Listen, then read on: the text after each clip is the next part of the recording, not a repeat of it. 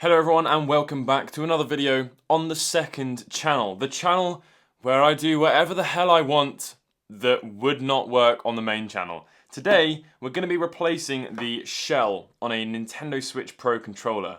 Now this just isn't interesting enough for the main channel, I'm sure you will all agree, but it's still cool enough to render a video. I'm a big fan of transparent stuff. I was the first YouTuber to cover the transparent Nintendo Switch Lite shell, besides the actual Chinese company that makes them. But today, we're going to be taking a look at a very established company's shell for the Pro Switch controller. So this is made by Extreme Rate. They did send this to me for free, not sponsored. We'll not be sending it to them prior to uploading this video. There's no reviewing this video to make sure what I'm saying is okay. They sent it to me for free.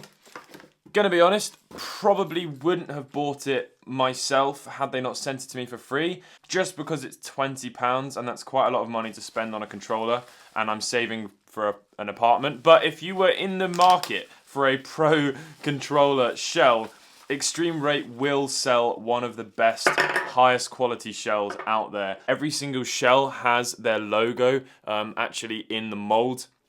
So they are using their own molds. I'm not sure of the whole technicalities behind it, but it's a very high quality plastic. Feeling it in the hands doesn't feel too dissimilar from Nintendo's actual plastic. But today I'm going to show you how to install it. Very simple. Obviously this will work with any Switch shell replacement. It's not exclusive to Extreme Rate.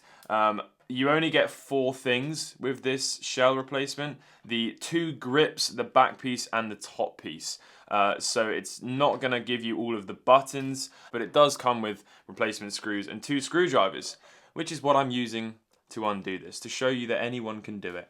So once you take off those 2 screws on the bottom of the grips, they just slide off. Once you've done that, you will unveil some more screws, which you need to undo. So once you've taken off those screws, there's just 4 here, here, here, and here. Once you've done all of those, you can just lift off the bottom piece, just like that, which incidentally is how you change the battery, if you wanted to know that.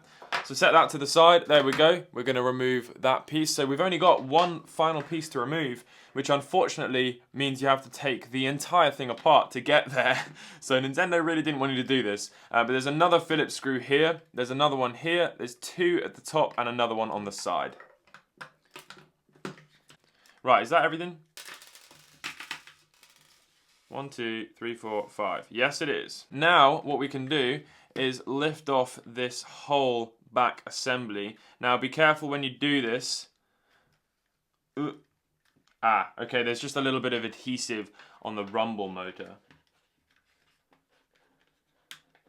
There we go. Right, so be careful when you do this because there is some ribbon cables and stuff. Pull it out on this side, just lift up the little latch there and you can pull the ribbon cable out.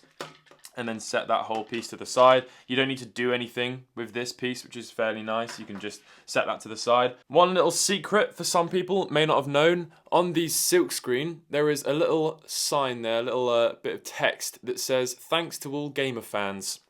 Pretty cool. Not sure you knew that. If you did, it's pretty common knowledge, but some of you may not have known. So there's some more screws to remove and you need to take out all of them. Okay, now once you've done that, we can hopefully lift everything up, set it to the side very carefully, pull out the new shell, and then swap everything over. You will need to remove this sort of housing button piece and put that back in. Okay, now once all of your buttons are back in, oh, there's a screw that's gone down there, that's inconvenient. Once all of your buttons are back in, we can just drop the motherboard into place, like so. And then put the screws back in. So now we take this piece and put the ribbon cable back in and then join the thing together.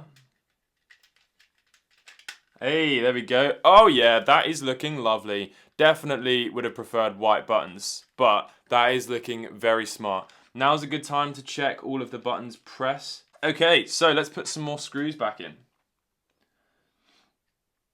Okay, so we can take the battery and plug that back in,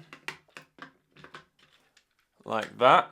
And then we take this back piece and clip that on. Oh yeah, this does look really cool. It'd be nice to put some LEDs in it. And then the final thing to do, so this is the point where you could decide if you wanted Nintendo's official grips on there, or if you wanted extreme rates. I'm actually not sure what I want. Yeah, I'm going to go with the official Nintendo one, just because they're rubberized and they look a little bit nicer, I think.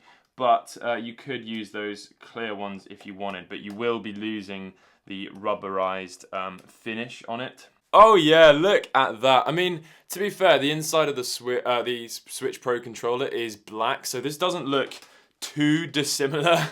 I'll tell you what, let's put the clear controller grip on and see what that looks like.